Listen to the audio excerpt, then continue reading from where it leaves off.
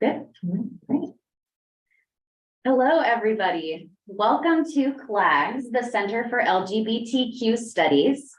I'm Laura Westengard, LAURAWESTGARD.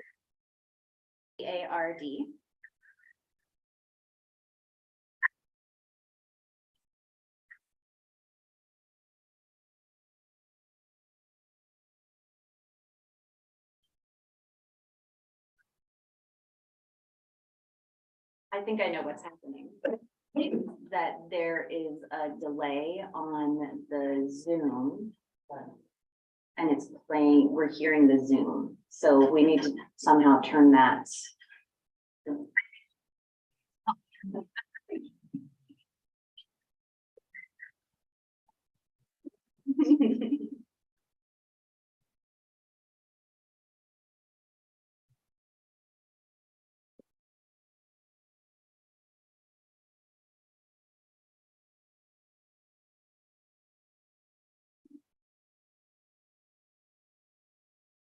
Also,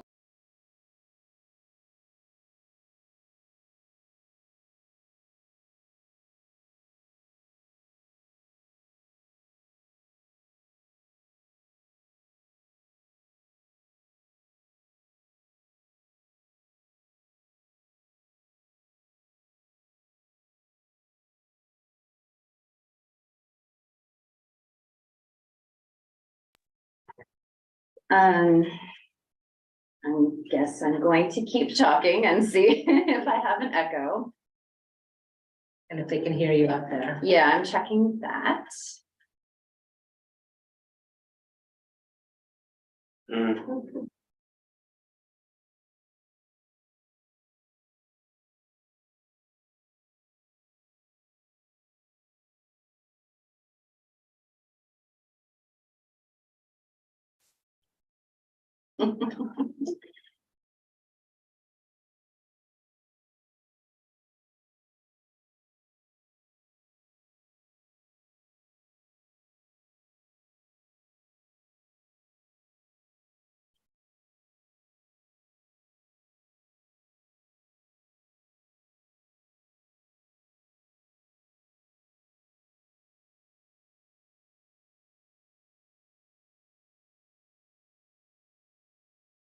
I want to make all sorts of jokes, but I know then I'm going to hear my own jokes. Yeah.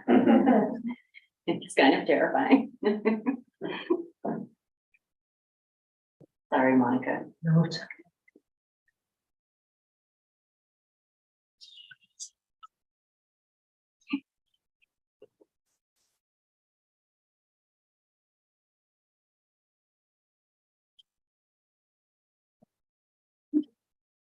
Sorry. Okay, it sounds like they are hearing us now on YouTube. Okay. That's good. Oh, what if, can we turn off the mic out of?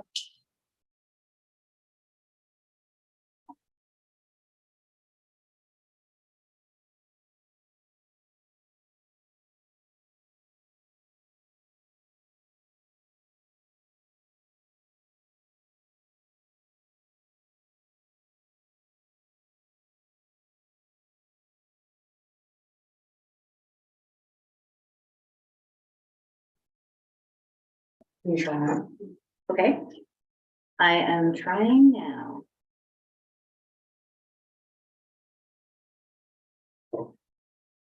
Ooh. Ooh. Okay.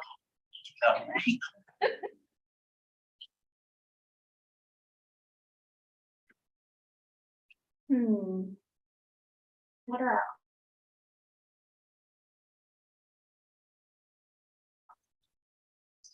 What about lowering the volume? lowering the volume from the?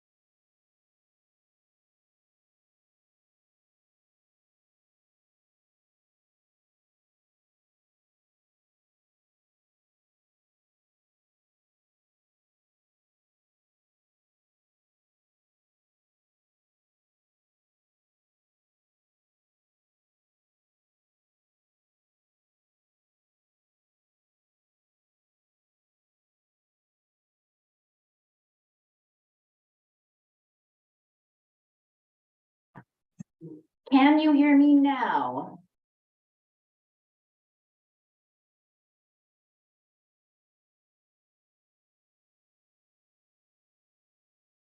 Well, I don't seem to be echoing, so let's continue.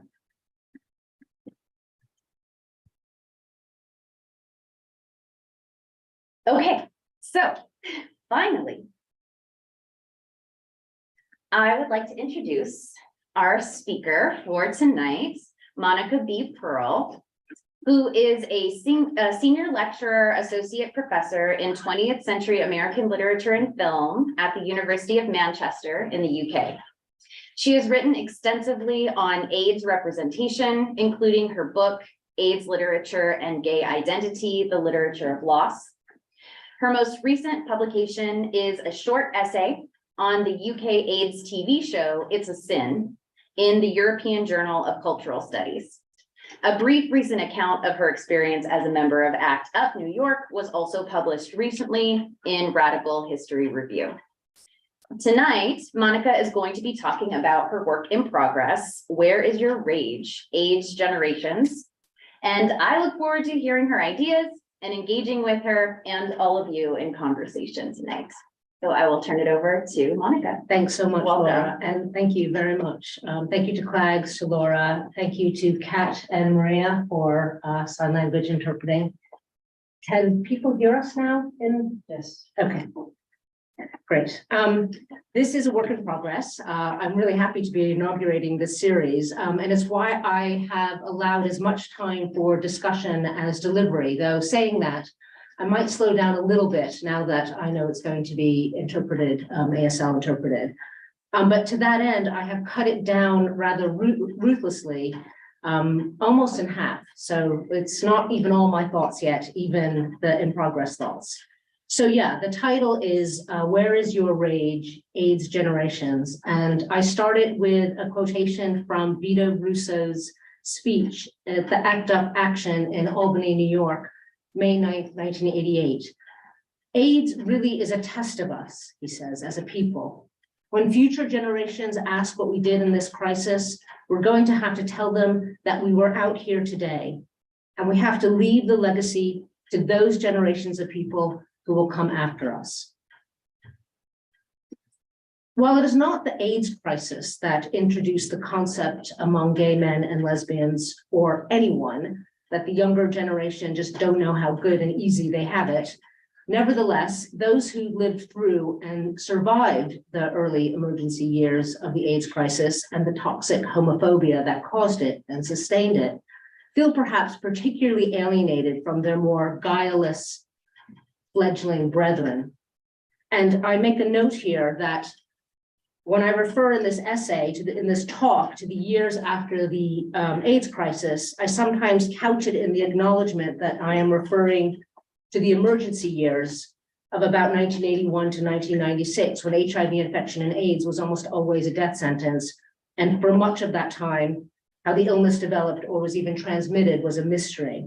Even when I do not couch the phrase AIDS crisis as belonging particularly to that time, I am fully aware that the AIDS crisis is not over. Indeed, this essay is concerned with the myriad registers in which it is undeniably not over. It is a paradoxical discourse that those who fight for progress and liberation can feel deflated and resentful when younger beneficiaries of that toil do not acknowledge it, show appreciation for it, or pitch in to keep it going. In fact, we might say that part of the liberation fight is precisely to free future generations of such constant concerns, even while knowing that the struggle never ends. The achievement of what looks like liberation is never the last step, as it might appear. Unlike those who fought for and have lived through other recent American liberation struggles, those who endured and survived the AIDS crisis lost many friends and lovers and comrades.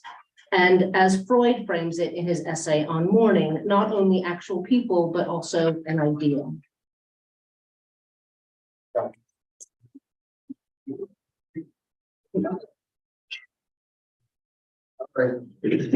Myriad achievements were gained, some civil and legal rights, some cultural and familial acceptance, an erosion in pariah status, and sometimes more emotional recognition, but at the expense of literal lives.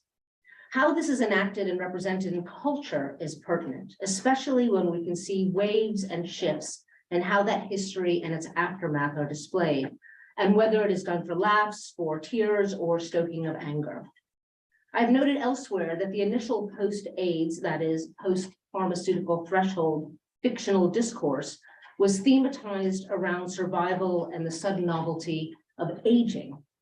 For people with AIDS who were able to benefit from the newly devised pharmaceutical cocktail of life-sustaining HIV/AIDS drugs and were pulled back from the brink of death, there was the new prospect, often the shock of all the normal exigencies of life and growing old, standard aches, pains, illnesses, senescence. Anger over AIDS itself is not new, of course, but in those emergency years, it was articulated most vociferously in activism and felt and expressed constantly, certainly in daily life, yet not so much in the cultural texts of the moment. And just to point out very strongly, cultural analysis is what I'm doing here and what I do, and that will hopefully be part of the discussion, maybe what the difference is between finding something in culture and finding it in the real life outside of culture. The forceful locution of this talk's title, "Where is Your Rage?" suggests a movement that wished to incite fury over helplessness, anger over apathy. In light of the old labor movement maxim, "Don't mourn, organize," the philosophy of ACT UP was mourn, organize, and fight back. Turn your grief into anger, ACT UP insisted. As ACT UP member Douglas Crimp resolved in his negotiation of these very spirits and affects of the AIDS crisis, it must be both mourning and militancy, he concludes in his essay with that very title.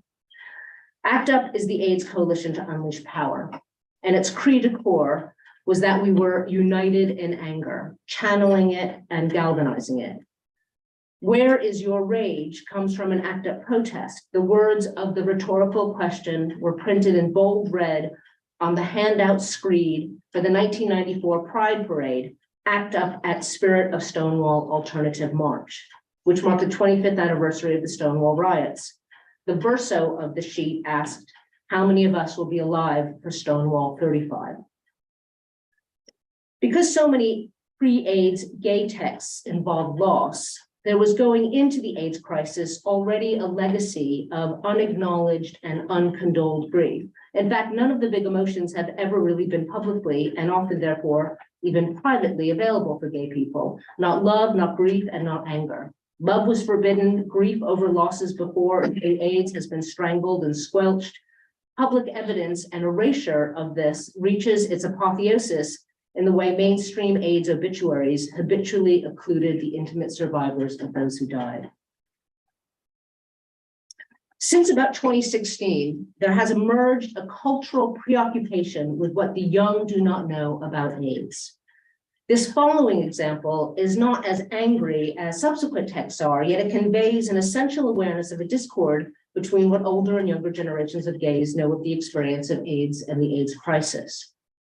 The play The Inheritance by Matthew Lopez, which opened in the West End in 2018 and moved to Broadway in 2019, illuminates a feeling of disconnection between generations of gay men, those who endured and survived AIDS and those for whom it is not anymore a horror of daily life. The very play, as suggested by the title, centers on the questions of generations by making the concept of inheritance the issue of what the legacies and inheritances are among and between gay men in recent years. Thus, the most poignant moment of The Inheritance is the scene that explains to a post-AIDS generation what it was actually like to live during the crisis, when Eric, in his 30s, is made to understand by his elder gay friend Walter what it was to be a gay man in the AIDS crisis not very many years before. Although this play does not contain the rage that stirs in other texts of the day, as I will come to, it vividly portrays what knowledge and feeling is experienced as missing in younger gay generations and what in the other texts makes the older gays so mad. When the character Eric says to old Walter about the days of AIDS, "I can't imagine what those years were like. I don't even know how to.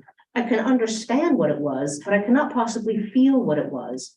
Walter calmly replies, "Tell me the name of your closest friends." Eric says, "Tristan." Walter, imagine that Tristan is dead. Name another. Jasper is also dead. Jason has been at St. Vincent's for 2 weeks. The toxoplasmosis has left him with dementia. Jason, his husband, because they cannot legally be married, abandonment is simpler. Jason has left him. Then the ensemble of the play becomes a chorus of individual voices, each vocalizing these next lines as they ethereally emerge into a shadowy stage like ghosts. So the young men as an ensemble each say, Patrick is dead, Alex is dead, Cullen is dead, Lucas is infected, Zach is dying from pneumocystis carinii, Chris is healthy, his partner has just been diagnosed. You visited Mark in the hospital. Tonight you will visit Will. Tomorrow is Eddie's funeral. Michael's body is covered with KS lesions. Jeffrey is infected but asymptomatic. Nick is dead. Daniel is dead. Stephen is infected. Brian's partner has peripheral neuropathy. He screams in pain at the slightest touch. Scott is in Paris hoping to get HPA 23. Javier went home to die in his mother's house. Jonathan's family won't take him back. Brandon is dead. Matthew is dead. Leo is infected.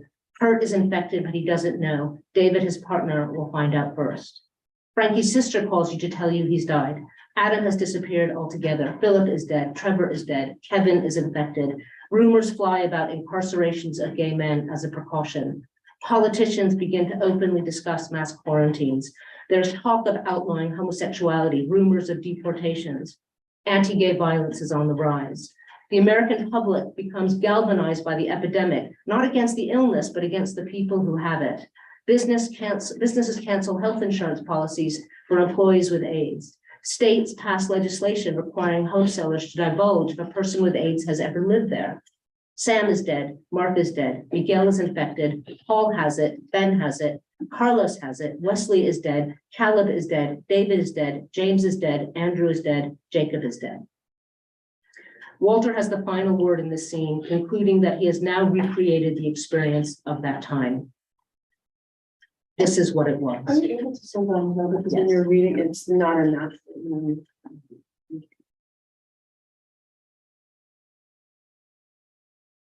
Walter has the final word in the scene, concluding that he has now recreated the experience of that time. This is what it was. It is worth quoting the scene at length to show the lengths it actually takes to reprise, remind, and introduce to the character Eric, and through him, the audience, the experience, the devastations, the shock, and then perhaps the numbness of the losses of the AIDS crisis. Other texts of this time, as I will show, are not so gentle and are not aiming for this kind of sentiment or empathy or education.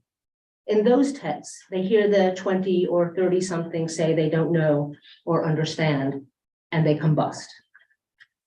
While AIDS is not always the spark in these subsequent examples, it nevertheless always ends up being the load of the bomb that blows.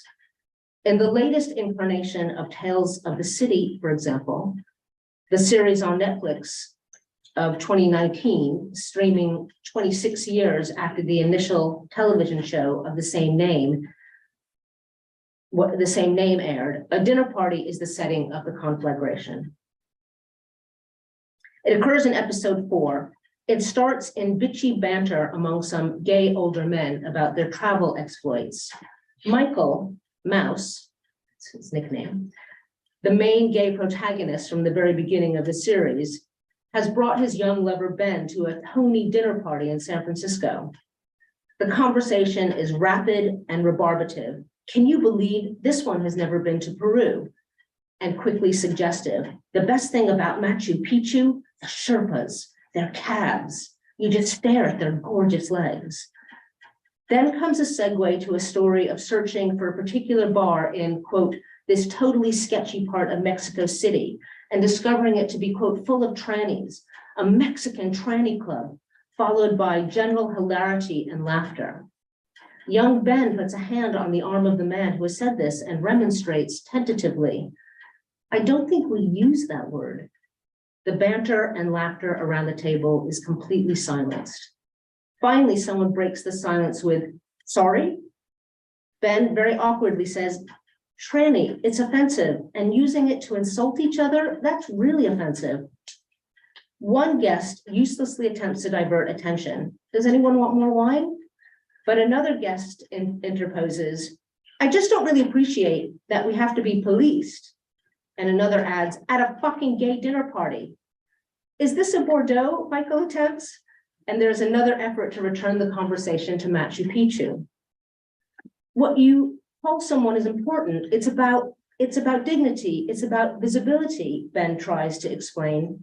And then comes invective from the dinner guest played by Stephen Spinella. The character is unnamed in the script. Let me tell you something about dignity and visibility. How old are you? With arms crossed, Ben answers 28. Replying at first calmly, Spinella says, okay, any so-called privilege that we happen to enjoy at this moment was one. Okay? And by that I mean clawed, tooth and nail, from a society that didn't give two shits whether we lived or died, and indeed did not care when all our friends started to die. When I was 28, I wasn't going to fucking dinner parties, I was going to funerals, 3 or 4 a week. All of us were. Solemn nods around the table. Ben offers, I understand, I do. Spinella with growing heat and rancor, oh, you do? Really? Why? Because you saw Angels in America? Fuck that, fuck that. You have no idea. This world that you get to live in with your safe spaces and your intersectionality. Someone adds gay marriage, another chimes in fucking without condoms. Spinella then delivers the final fulmination, breaking the party up. All of it. This entitlement you now have to dignity and visibility as a gay person, do you even know where that came from? Do you know who built that world? Do you know the cost of that progress? No, of course not, because it would be more than your generation could ever bear to comprehend. So if a bunch of old queens wants to sit around a table and use the word tranny, I will not be told off by someone who wasn't fucking there. Ben excuses himself and leaves the table. There is silence among those remaining at the table. Michael follows Ben out. This indebtedness and thrall to Angels in America is no less an evidence in another text that raises the rage of what the next generation of gays do not acknowledge or know to a new level, and shows it in its very title, The Angel of History, the 2016 novel by Ravi Alameddine. In Alameddine's novel, the main character Jacob, a gay Yemeni-born writer living in San Francisco, uncontainably rails against those who do not hold the knowledge and sense of the devastation of the AIDS years. Over several pages in a section of the novel called Walter Benjamin that describes in the first person Jacob going to, quote, have dinner with my roommate Odette and her girlfriend Sue in a crowded restaurant and being, quote, stopped by 2 young gay writers, 2 rude writers, both remaining seated in the deafening cacophony as Tom something and something Bernhard was all I could remember of their names, 2 artists of the Nouveau Bland movement whose manifesto consists of defending the rights of white gay boys to have dating anxieties and live homo happily ever after. By the way, I did submit some of these phrases in advance to the sign language interpreter, which was actually fun to do. The writers engage Jacob in conversation by referring to a recent book of Joan Didion's, commenting, can you imagine she lost her husband and within a year and a half lost her daughter as well? How horrifying is that? At this, Jacob fumes. Can you imagine? And alarm bells woke from me from a 20-year nap. It was instantaneous. Zeus launched crackling thunderbolts and Molotov cocktails in Rip Van Winkle's head. I began yelling. Her husband died? You think that's horrifying? You feel sorry for her? She's lived a full life. I had 6 friends die in a 6-month period, half a dozen of my close friends, including my partner. We were nothing but babies. Where was she when we were dying? Where were you motherfuckers? Adrenaline rushed through my veins, anarchic, atavistic, delicious, a sheen of sweat on my palms, tingles on my forearms, rage in my voice. Mid-rant, Jacob realizes that in fact, even as I was yelling, the answer to the question of where were they in the AIDS crisis was, quote, barely in middle school then, probably 8 or 10. Yet this realization does not assuage his fury. I wanted to feel sorry, but I couldn't. I just could not. I was in the midst of an amygdala hijacking. My sanity deserted me. All I had left was rage, long lost rage. How can you not know your history? I yelled over and over. You with your righteous apathy. How can you allow the world to forget us, to delete our existence, the grand elision of queer history? His closing bolt of accusation is this: all AIDS books are out of print because of you.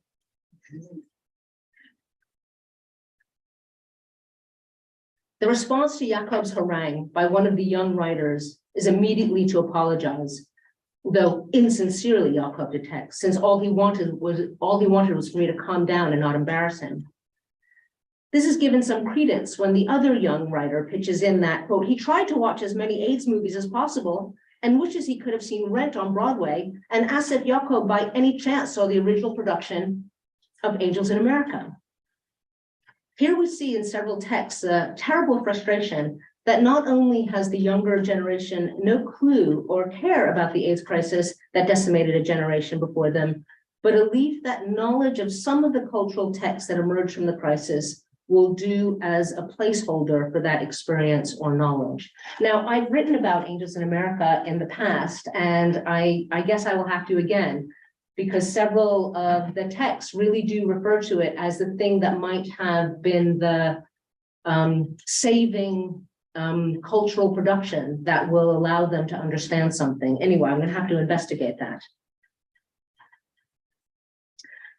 Although this talk calls attention to an anger that emerges in survivors of the AIDS crisis towards a younger generation, anxieties about generational divides precede the aftermath of the AIDS crisis.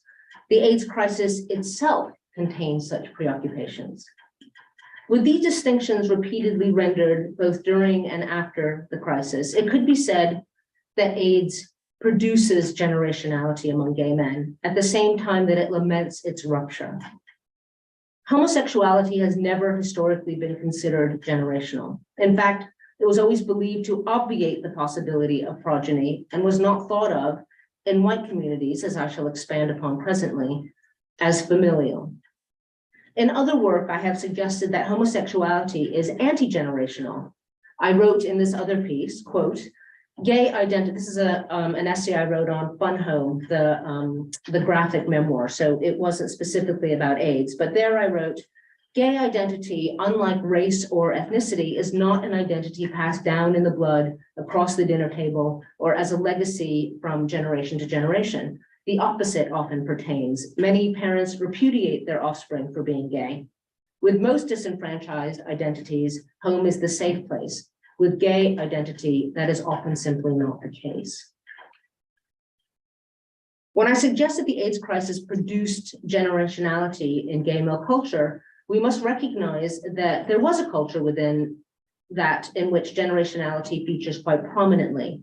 So Black and Latinx ballroom culture of the 1980s and 1990s in Harlem, Detroit, and other urban environments consisted in competitions between houses, which were made up of families headed by designated mothers and fathers and their children.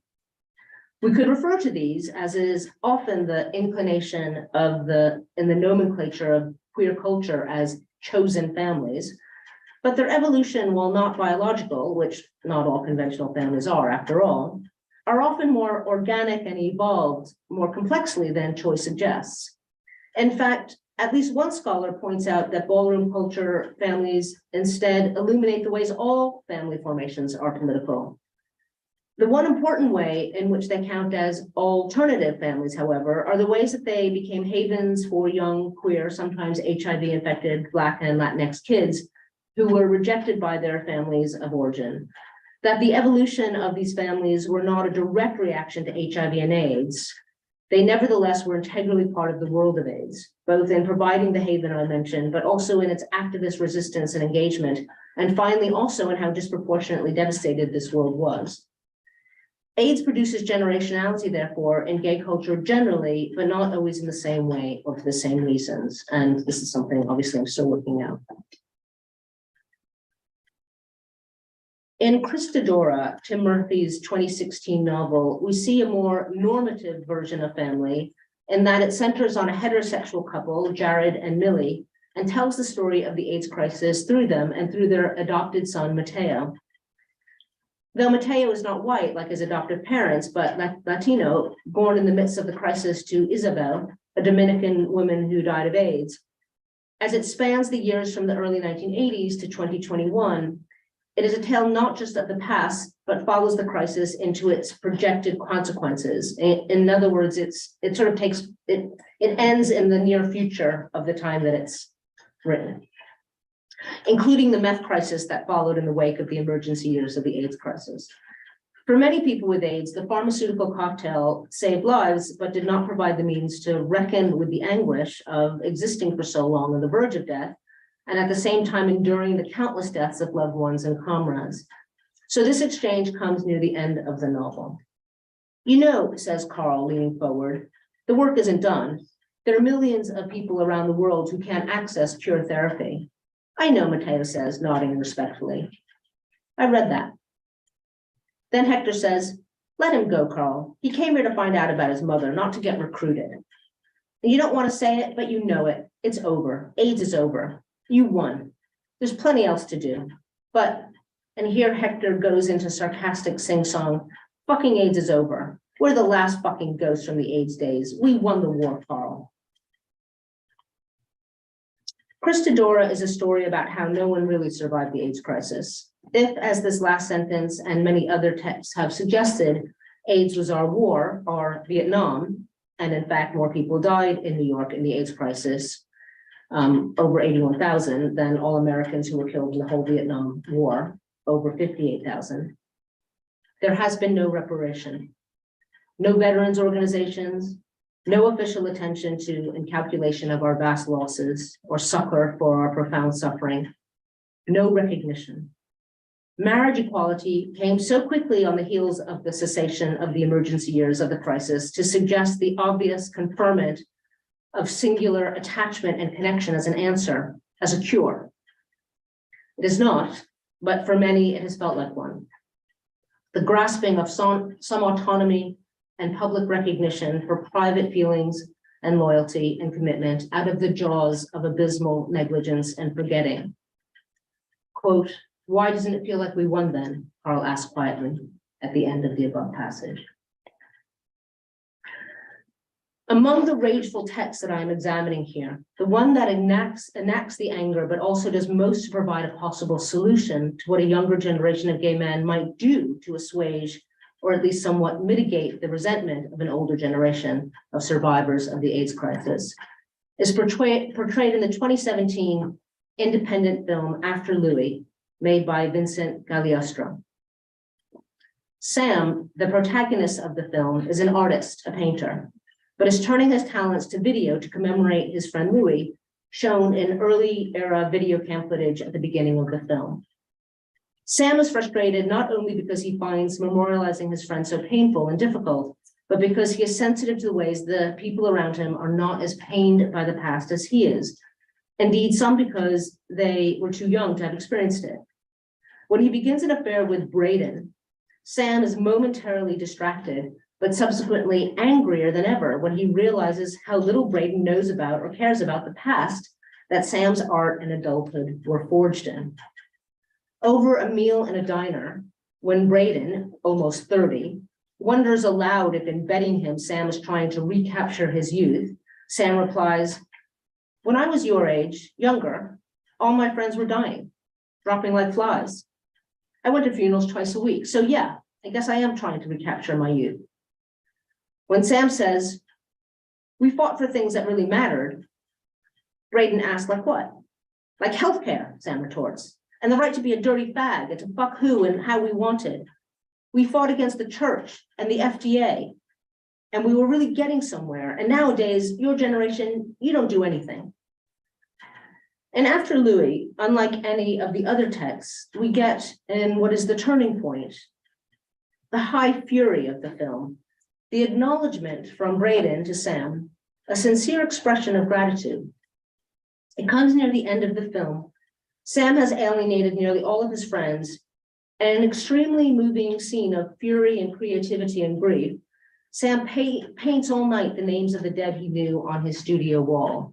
And many of those names are names that we know who have died. I mean, it's part of why it's so moving. And I'm speaking to a few in the room who are my ACT UP comrades, who, whether or not they know the film, certainly will know the names on that wall.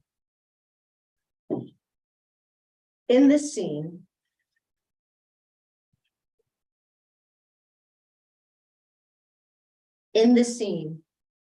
a gathering the morning after the wild painting of names, Sam says, "You take it for granted how easy you have it, how easy you think you have it." Braden replies, "Is that why you brought us here? So you could get up on your little soapbox and tell us that we're not living right? We're not doing it right? You know something, Sam? Who needs another AIDS movie anyway? Right? AIDS was scary. We get it."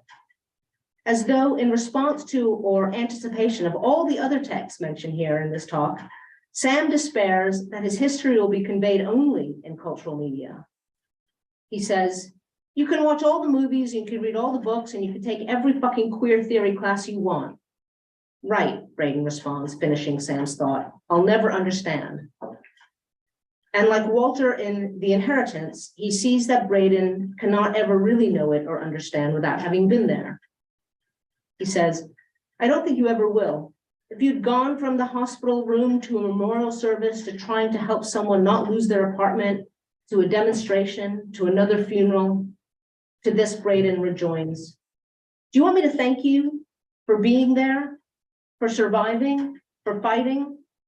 Thank you. I mean it. Thank you." And then adds a remonstration from the younger generation to the older. "Why can't you focus on the progress that you've created? Things are changing. They're different. They're better. They're good. If I want to have nasty leather sex, I can do that. I can do it safely without any shame. I can live with my HIV positive partner, and we don't have to be scared about when he's going to die. You did that, Sam. You did that for me, for us, for everyone."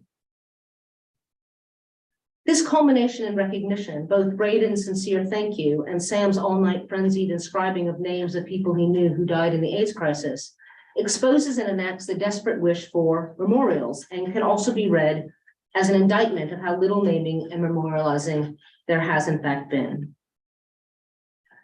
Well, this is true of trauma generally, that a generation who has survived a devastation believes the kids will never understand what they went through. World War I or II, the Great Depression, even women's liberation. We see through the AIDS crisis a way that now gay men are like everyone else. They have had an experience that makes them resentful old men. In this stereotypical way, and while AIDS seems to have forged generationality and therefore another entree into another grand narrative formerly not available to them, we also see the particularity of AIDS. That, for example, the crisis was definitional. It consolidated an identity, a gay identity, perhaps very roughly parallel to the way women's lib consolidated a feminist identity. And further, as a crisis, it went formally uncommemorated as a national cataclysm. And I'm going to say a little bit now towards the ending about that. The neglect and turning away of glances from the anguish of AIDS as evidenced in mainstream obituaries that so effectively and persistently occluded AIDS as the cause of death and any real loved ones as the survivors did not disappear when the emergency years of the AIDS crisis were over, or even when rafts of new legislation seemed to wipe away the homophobia and shame of the AIDS years and all of the homophobic history leading up to it. On the contrary, that the AIDS crisis and the many deaths from AIDS are still unrecognized, not only among gay men or the wider queer community, but continues to be ignored and go unrecognized by the public at large, including still the US government, is evident, for example, in the ways that the tragedy of AIDS, unlike almost any other national tragedy, has been so woefully under-commemorated. Sarah Schulman puts it very starkly when she compares the way the United States has commemorated the losses from the attacks on 9/11 and those from the AIDS crisis. Quote, 81,542 people have died of AIDS in New York City as of August 16th, 2008. These people, our friends, are rarely mentioned. Their absence is not computed and the meaning of their loss is not considered. Since Shulman illuminated this stark distinction in 2012, there have indeed arisen several AIDS memorials, but in many ways, these gestures prove the neglect rather than expunge it. Quote, "It's only in the last couple of years that permanent AIDS memorials have been appearing in American cities," Masha Gessen writes in 2018 in an article about the AIDS memorial, quote, "A giant stone slab in Provincetown, Massachusetts, that is, quote, remarkable for what it omits," including the very word gay or the details that would make clear why Provincetown was a place where people with AIDS would be or come to or die in. They came, Gessen fills in, because their own parents wouldn't touch them, and neither would their doctors and nurses who put on gloves and sometimes hazmat suits before entering the room of an AIDS patient. That there's another memorial in Provincetown, a quote, 250-foot pilgrim monument that towers over Provincetown, indeed almost directly over the new AIDS memorial, Gessen calls a study in omissions. An AIDS memorial in New York City similarly contains no direct reference to AIDS. Where Shulman remonstrates is our wall of white marble with the names of every New Yorker who died of government neglect, and blank tablets with room for more to come, surrounding a white marble fountain spouting water the color of blood. Where, she continues, is our Nuremberg trial? Where is our catharsis, our healing? Where is our post-traumatic stress diagnosis? Where is our recovery? Shulman's cry, "Where is our permanent memorial?" has not been adequately answered if permanence is to be found in geography, in structure, in stone and marble. Rather, the National AIDS Memorial is in culture. Anne Cvetkovich, in her 2003 book, An Archive of Feeling, anticipated this very idea, that public acknowledgement of the trauma of AIDS will come through culture. Quote, "Public recognition of traumatic experience has often been achieved only through cultural struggle, and one way to view AIDS activism, particularly in the 1980s, is as the demand for such recognition." End quote. That the memorial to AIDS, I should put that the memorial to AIDS in the United States might be found in the arts, in the very texts I have been scrutinizing here and myriad others as well, is a tempting conclusion. That the quilt is literally a fabrication of so many of those lost and their loved ones, that many AIDS memorials are purposely ethereal, living memorials, Gessen calls them, such as AIDS Gardens, or in San Francisco, an AIDS Grove, were launched starting in the late 1980s in more than a dozen cities around the country. And that even after a very long lag, the AIDS crisis continues to be portrayed in plays and novels and poems and memoirs, like Ron Goldberg's, and visual art, including, I didn't give you that name, Ron Goldberg, because I didn't know he was coming, including paintings and photographs and films, suggest both a desperate wish to see the crisis recorded, remembered, and inscribed in history, and the ephemerality of such inscriptions. Such cultural texts are essential to ongoing popular and personal reflection, yet they do not function as formal recognition.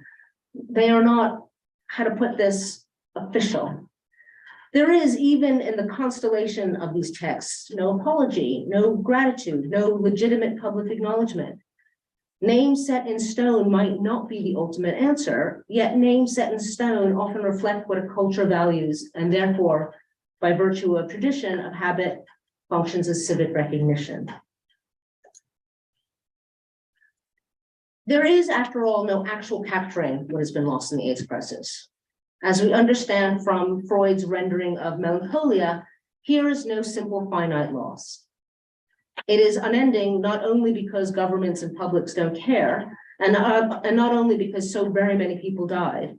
It is unending because the loss is also an abstract loss, the loss of an ideal. And here I'm really quoting Freud from his theory of melancholia, that it's not just the loss of actual people, but also of an ideal. And that ideal, I suggest, is the concept of community, queer kinship and radical friendship, that were perhaps not ever necessarily fully real or achieved, yet still existed as a lived fantasy. That it was sometimes lived as a tenuous stitching together of connection in the dearth of often painfully wished for, more normative connection, family, civic life, etc. Community nevertheless became much more than the consolation prize. That marriage for gays became the solution instead of, say, fighting for the dissolution of marriage for everyone else. That is, letting everyone else in on the ideal of queer kinship, is the disappointing consequence of a gay world that was decimated by the absence of what such public recognition conferred: healthcare, hospital visits, family acceptance, celebration, inheritance. The three primary texts I have interrogated here are, in their anger, anti-nostalgic. They are indeed invested in remembering the past, though not in glorifying it, rather insisting on commemorating it. After Louis, that film begins with unresolved grief, grainy video footage of Louis dead from AIDS, which Sam is attempting to edit into a memorial film of his friend. And only then does he launch into resentment and anger and deranged, rageful grief. Later, even those who were his comrades in the crisis have moved on from remembering and commemorating those losses and the ideals of activism and queer community. Over drinks at a friend's home, Sam learns that his close friend Jeffrey has married his boyfriend Mateo. He responds to their announcement, "It's shocking. I'm in shock." When the friend counters, "Can't you even act like you're happy for us?" Sam replies scathingly, "Okay, sure. To Jeffrey and Mateo, congratulations. Congratulations on becoming fully fledged proponents and shining examples of heteronormativity." It is important in this regard that the lost Louis of the film, the friend whose loss Sam keens over, was not Sam's lover, but his comrade, his friend. It exposes the ways non-normative intimacies were both common and profound in the queer community, and as in this case, prized above the couple. Quote, "The community is dead," Sam laments to his young lover earlier in the film, literally as well as figuratively. "There used to be such a brotherhood, and now you young gays just aren't interested." What might look like nostalgia, even in this film, for the past, turns out to be a longing for the kind of community that the AIDS crisis mobilized. It existed before AIDS, and then the crisis practically formalized it. Activist affinity groups, hospital and home visitation rosters, for example. And if the AIDS crisis produced generationality in the gay world, as I have proposed here, then it therefore paradoxically produced family. Post-AIDS crisis rage may have produced the very queer affiliation that these representations of anger conflagrate over being lost. Thank you.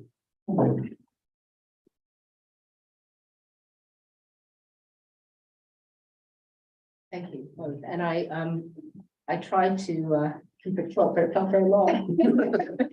Thank you so much, Monica. That was fascinating. And I have a lot of questions, but I want to open it up for a conversation. So questions, comments, feelings in response to Monica's discussion of these ideas. Okay, I have a few thoughts that have irked me for a long time, and that's why I'm so glad you're talking about the generational thing. You know, I had this conversation with Sarah Schulman, but I'm just going to throw them out there, and these are all like 20 years old. James County, for using the word tranny, and this is a decade and a half ago, maybe more.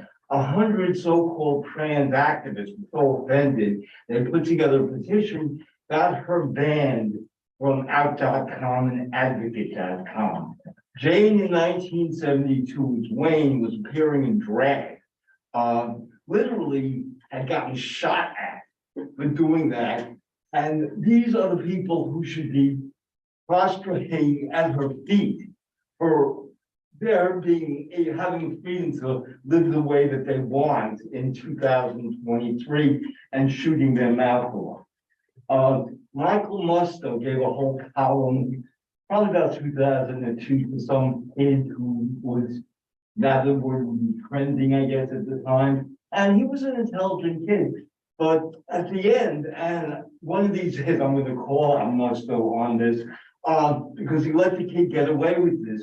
But he had some fantasy, which too many young people believe, and this is exactly what you were talking about, that back, that pre-Stonewall, gay people, stockbrokers, hairdressers, whomever, got together in bars and were sitting around piano bars singing Cole Porter tunes. I'm thinking, maybe you should see something like Advise and Consent. So I wrote him, and I wasn't chastising him. Oh, the thing that he got me irked was he was like spouting the ridiculous myth about Judy Garland's funeral. That's why Stonewall happened, which we know that's ridiculous. So I said, know your history. I remember when our colleague Jean Carlo Musto was showing like a fine cut of her piece called Sex in an Epidemic. And during the Q&A, and I was impressed that this kid did, some 20-year-old gay kid got up, he was in tears. He said, I had no idea what you people went through. And two quick thoughts. I remember meeting some kid, I want to talk to you, 5 in the morning. He was a gay kid, and he said he's an AIDS orphan. He's like 20, his mother was a junkie, and he was an AIDS orphan. And that kind of blew me away. And then this whole concept that's been around for too long, and we were there, we're not being nostalgic. I mean, that's just an insult. Yeah, thank you, Dean. I mean, that's also reinforcing a lot of the things that are happening in these cultural texts. I mean, it's interesting to me that some of it really does resonate outside of the text, but some of it really doesn't also, right? A lot of people to whom I've suggested these things are resistant to the fact that generations are at odds with each other. But you are suggesting that know your history is the way to fix it, right? And not just watch a production of Rent or Angels in America. And that's not the answer. But the fact that these texts keep coming up, I think also suggests that there are there's a kind of hope for the promise of what something like that can do to answer the problem. You say know your history, and we have to think about, well, how will we teach that history? Is it through a great film or a great play, or are we expecting them to come to seminar rooms to hear about it? It's hard to know how to answer that. But one thing that I'm also hearing is that here we have what is probably an age-old frustration of older people who are hearing younger people not know what happened to them. So that's what I'm also grappling with. Is this the sort of standard thing that happens to us, or is there something very particular in this case about the AIDS crisis? And I think it's both, but also that very much something about AIDS. Yeah, go ahead, Ron. Hi, yeah, I think when you were talking about, this is not history that's passed across the kitchen table. I mean, that's something I'm very aware of. I grew up Jewish. I learned all about the Holocaust. There was, between my family and World War II and, Hebrew school and everything else. We are the first post-Stonewall generation of gay men to reach, I'll be kind and say middle age, but older than that. Exactly. I'll be 130. But so we don't have the institutions. We don't have, we're trying to build, whether it's in colleges through, queer studies, but queer theory isn't queer history. Those are different things. Maxine used to talk all the time about, academics who would talk about queer theory, and it has nothing to do with what was on the street. Right, but even Maxine acknowledges, this is Maxine Wolf we're talking about, and I now know and say to my students that queer theory came out of activism. Oh, yeah. Right, so it may not appeal to activists or what happens on the street. It may not instruct or help with what happens on the street. But the contrary is certainly the case, Mhm. that AIDS activism and other activism at that time created queer theory. That was Princeton. Yeah, absolutely. And part of how that happened, I mean, many people in this room and in the virtual room might know this. But of course, AIDS and AIDS activism changed the discourse from who you are to what you do, right? We needed to change the discourse in order to make safe sex education possible. That change in discourse is what queer is, right? That it's not about who you are, it's not about identities, it's about performance. It's about how you behave and engage in the world. So literally, AIDS created queer theory and created queer as a concept. We did that.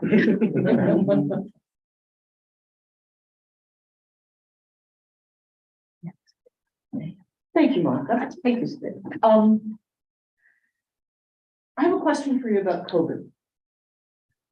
So for all of the ways that there's been either an interruption in a passing down of history, or if not an interruption, then an inability to pass along certain kinds of history across generations of activeness. Something happened with the pandemic, with the COVID pandemic, that I imagine, actually, let me ask you this. When did you write this? Very recently? Yeah, pretty recently. Okay, so let me pose this as a question to you. Because in so many ways, at least in the US, there were some of us who were saying the responses to the COVID pandemic were actually informed by not only HIV activism generally, but by those same catalysts of rage and fear and death and vulnerability and so many of the things that we would name to characterize. And the government not caring. And the government not caring. So I wonder if you can say a little bit about how there actually is something that in the last 2 years, 3 years, I don't even know how long anymore. But there is some discourse about how the responses to the COVID pandemic have their roots in the HIV pandemic. And then some might argue too that the HIV pandemic had some roots in women's advocacy around health and. Completely, That's right. completely. So I would argue that too, Yeah, but I yeah. need to say it gently. So I wonder if you could speak to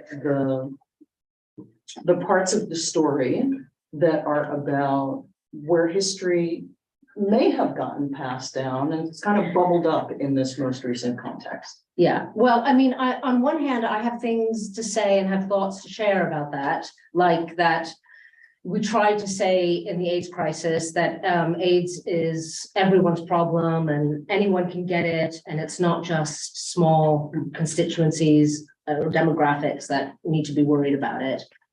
And that COVID made that true in the sense that, but since my work is on the ways that cultural texts sort of erupt with a kind of new reaction or understanding of something, I haven't seen that in the sense of how COVID comes up. And there have been some COVID films or COVID motifs in TV, but not very much. And it's so fresh that it's not really a response to it. It's kind of a burbling up. So yes, I have thoughts about that, sort of historical, political, sociological thoughts. But in terms of how culture is responding, I'm not seeing that. And in fact, the fact that there are these few texts that I've found from around 2016 to 2019 of these eruptions of anger and rage against younger generations from older generations, it's just interesting to me, right? I don't think I have discovered how angry gay men are. I don't think I've discovered anything about people in the world.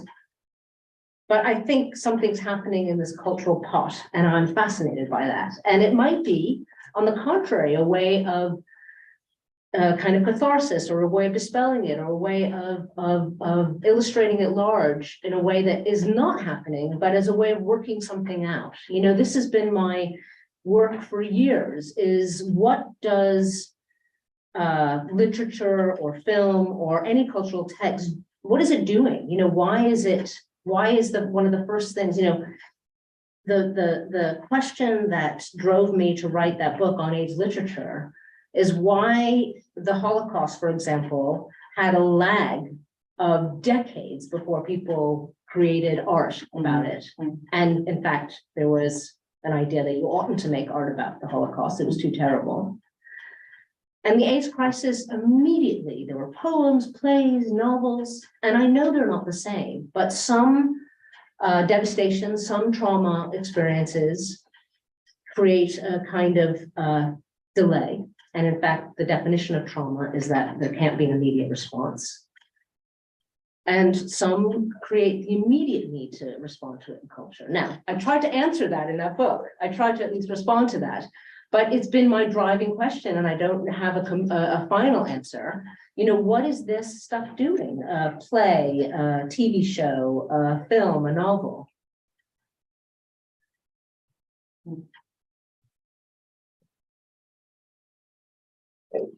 This talk just brought a lot up, Monica. I was thinking, you know, I mean, I've been a high school teacher 27 years, and 25 of those years, I've led the queer group on campus, you know, with these kids, and they would, they'd say, I don't know, one would say, oh, you know, oh, Rent's at the movie, can we go to see Rent? You know, okay, we can grab my husband, we go to see Rent, you know, whatever. And then they had questions about, oh, you lived through the AIDS crisis. And I remember being caught in between, you know, wanting to educate them, certainly tell them things, and then the part of me that was like, I didn't want to tell them everything. How horrible, you know, you want to educate them, but you know, and it just got me thinking also about, I don't know why, but your talk, some of the text you referenced was my uncle, my father's sister married a guy in World War II. And you know, these earlier cataclysmic events, devastating event. And he had Pacific Theater 53, you know, he survived.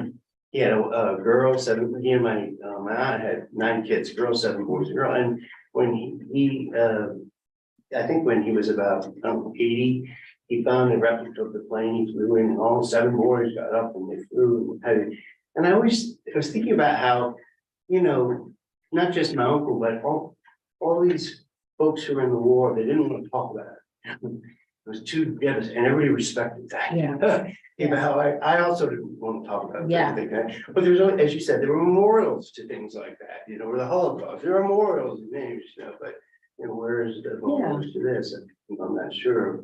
We're not in touch with it, those films, but you know, really.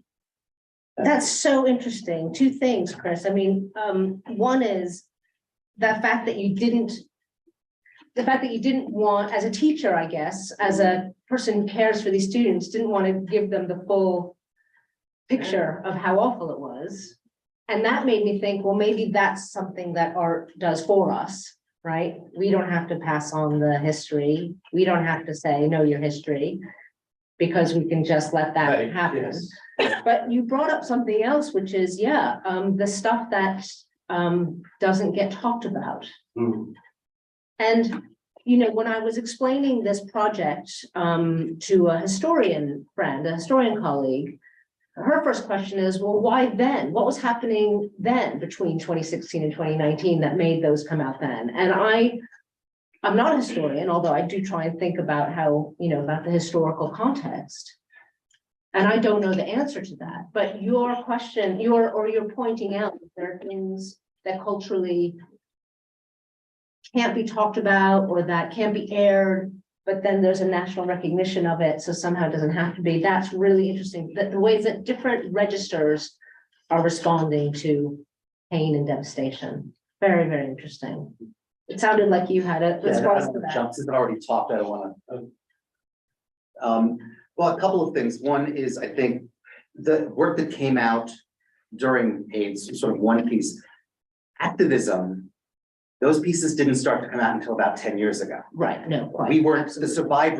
the survivor literature culture did not come out until, I mean, not to give it importance, but certainly, you know, when the documentaries came out, the How to Survive a Plague 2012. and 12 and United in Anger came out at the same time. And suddenly, I know for those of us, you know, it was sort of like a box was opened for a lot of us that we sort of, you know, shoved under the bed. And people started to deal with it. I actually, you know, got a chance to talk after some of the films and, you know, it allowed people to start to talk about it. People would come up and instead of questions, it would always be their experiences and what happened. And you had a sense they hadn't talked about it in 20 years. Yeah.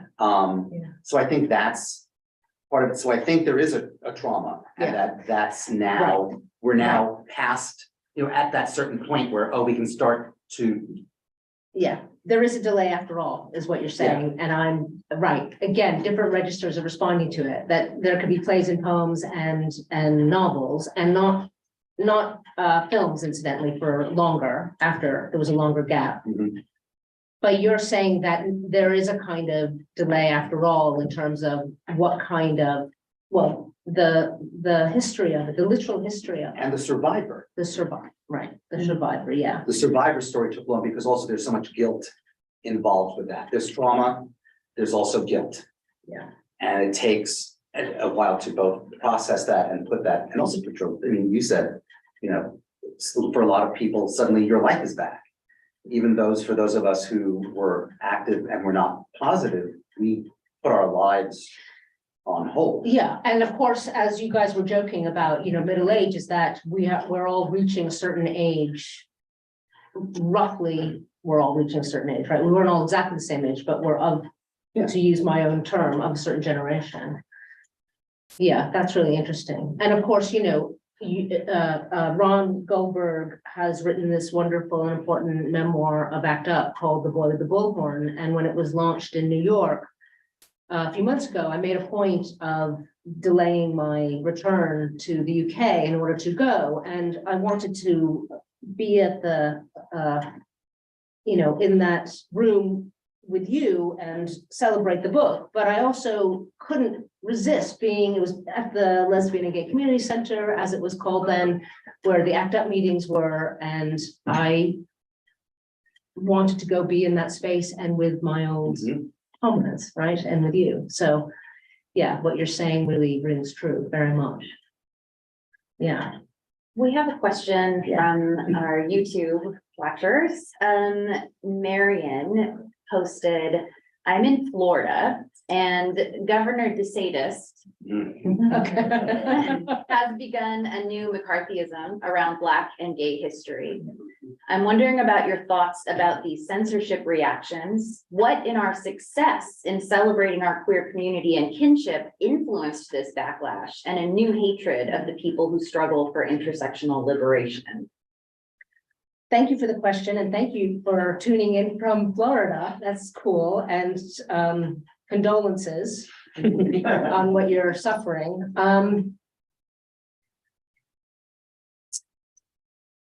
I don't know the answer to that. I could speculate on the waves of history, and I have thought that there was a gap in an interest in AIDS, and then we've come back to a real interest in it, right? I couldn't get my book published for a long time, and now there's a lot of interest in it, right? So there was that. So I don't know if I can comment on what has caused this backlash, but I do know that there's an activist response to it, Marianne, and that education, that censorship as an educator and as an activist is worse than anything I can think of. It is fascist to, you know, the highest degree. That's exactly how you succeed in taking control, is by preventing education to happen and questioning to happen and communication and engagement.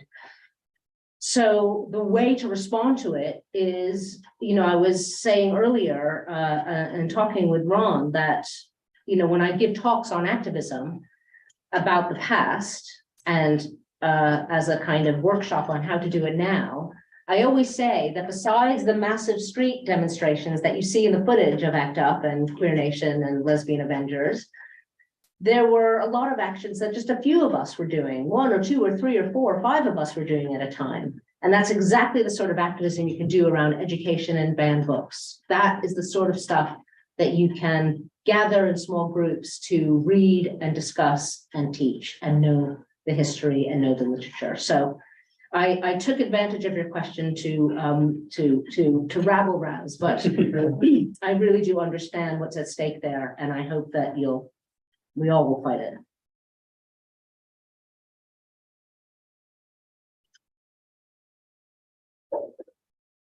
I mentioned that I have. Oh, lots of yes, Laura, questions. go ahead, yes. I want to return, you said, that you wanted to return to Angels in America as this text that keeps coming up again and again in these other cultural Yeah. texts that you're studying. And, you mentioned that, it's framed sometimes as a saving cultural production, but in the quotations that you read to us, it sounds more like it is this sort of, it's annoying that it's the one lingering cultural production, the one cultural memory that in, even in its length and complexity, oversimplifies the reality of that time, Yeah. right? And so everybody thinks that their job is done if they've read Angels in America. Yes, I think that it's a failed fantasy object, so that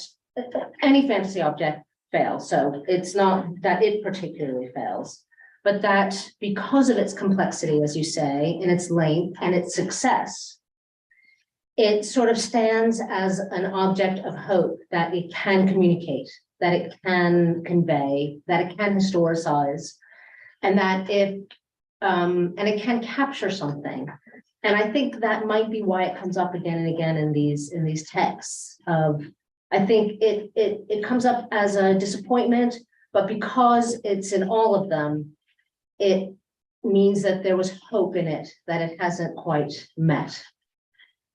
But it's interesting to me that it's sort of a dry joke, right? So it's Yeah, pulling that's true. in a kind of humor in the anger that, like, so it's bringing in another affect, right? Well, not only that, but I didn't say, but I do in a footnote that the character Stephen Spinella, who is culminating in that scene in Tales of the City, was the original prior in the original Angels in America. So it's almost like a double holding on to Angels in America. Yeah.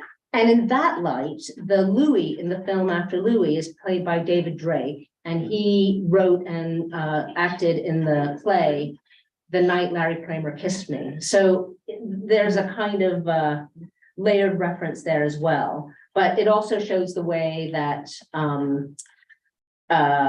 Tales of the City is a mainstream production, and After Louis is really an independent one. And in fact, the director of After Louis, Vincent Gagliostro, was a member of ACT UP New York with us. So, you know, that's just. So with Stephen. And so was Stephen Spinella, that's right. So the fact that Stephen Spinella is saying, you think you know your history because you saw Angels in America is also funny. Yeah. It's funny.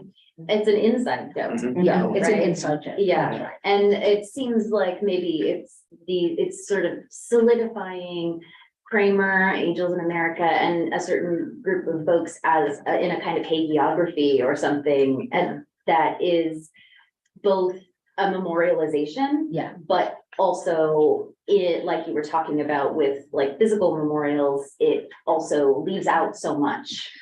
yeah. And you know, I would rather have culture be the memorial than the stone slab, but even in hearing this talk again, as I was reading it, I can see how much culture itself is the sort of hoped for fantasy object and the failed fantasy object. You know, that you want culture, you know, culture has the chance to be more complex and more alive, and it repeats, so it can fix what failed in the past or whatever. The next production could do it better or differently, or another reading will reveal more. But even that is always a failed object because it's not enough to convey to people who weren't there. And, you know, that scene in The Inheritance, which, you know, I thought that play didn't, I thought that was the most moving scene in the play, let's put it that way. You know, sort of exposes both the attempt, I mean, I find that scene very, very moving because of how long it is and how many people it mentions. I mean, lists always sort of destroy me anyway. I mean, if you've ever been at a reading of the names at the AIDS Memorial Quilts, you'll understand that also.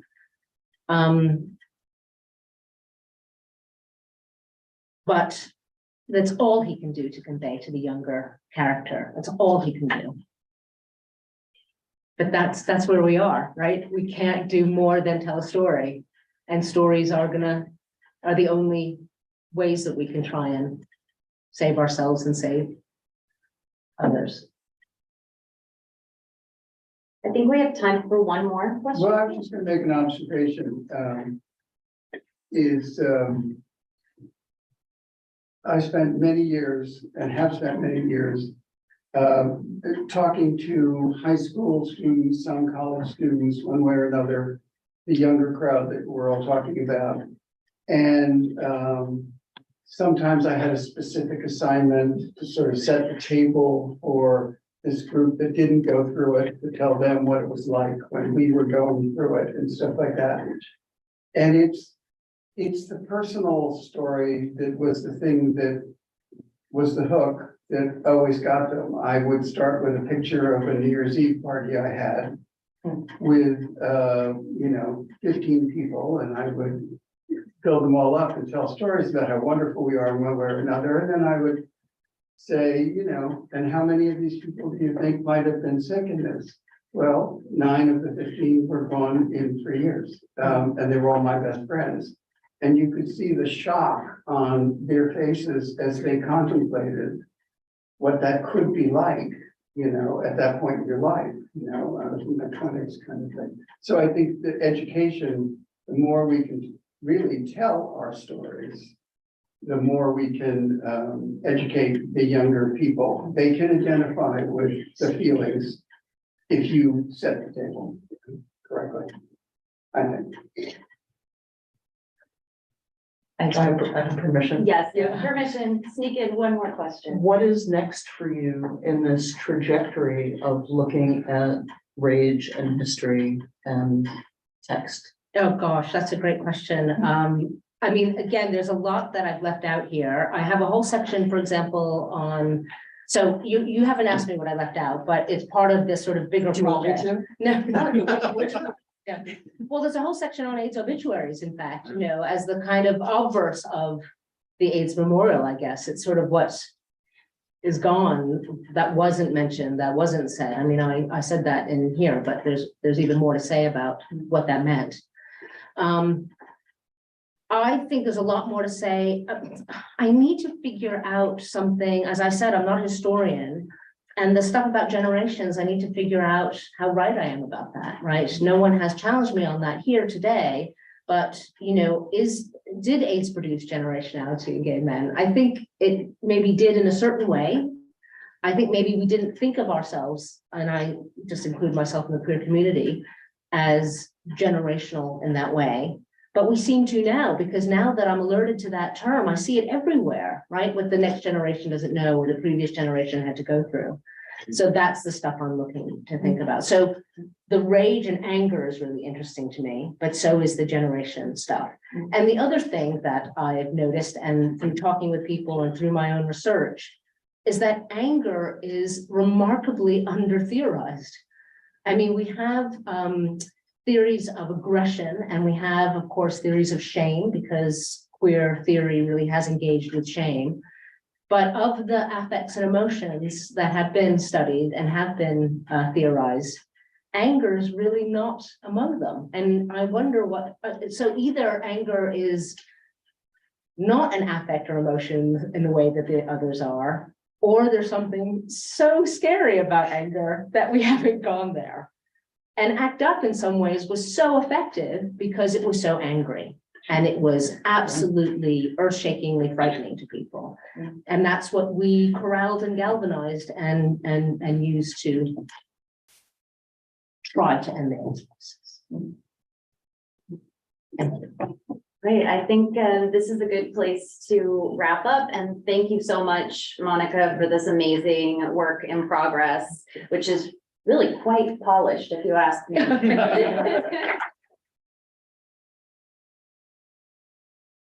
Also want to thank our ASL interpreters who are keeping up with a lot of things. And our board member, Deborah Biswas, who is moderating the YouTube, all of our viewers on YouTube, and all of you who came and braved the rain to show up today in person. Thanks to everyone, and have a wonderful evening. Thanks. Thank you. Thank Thank you. Thanks, Laura. Thanks very much.